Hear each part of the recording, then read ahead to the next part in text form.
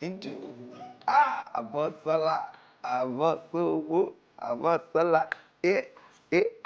ọwọ́ ilé wa fine ibi tá a máa gbé ilé yìí ó fine gan. Dúró. Kí ni bá fi ọwọ́ sí ibi bá àtẹ̀wọ̀ làbàlà àmì tó pọ̀.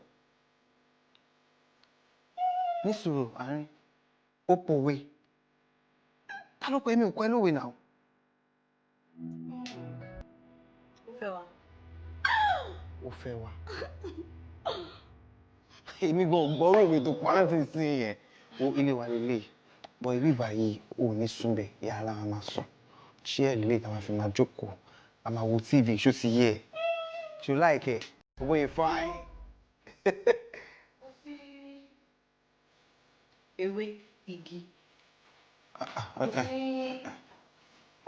Irọ́ ibi yóò ṣe gbó ilé lélẹ̀ torí pé ibi tí mo wà tẹ́lẹ̀ yẹn náà kò sí ewé ń bẹ̀ kò sí igi ń bẹ̀ ibi téèyàn máa ń gbé after báyìí mo kàn wish pé kí n lọ ra àwọn plants kékèké fún decoration a máa gbé sí àwọn edges ìrùn kátẹ́gùn máa fẹ́ sí i kíre o máa ṣe sí i. Jẹ́ kí n pe kí wa.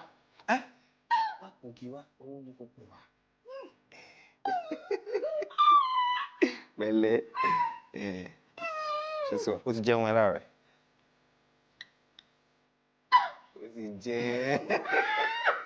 ó yẹ kí n bẹ̀rẹ̀ sí ní kọ́ ẹ bó ṣe ń jẹ fried rice déédéé ìyẹn léwé.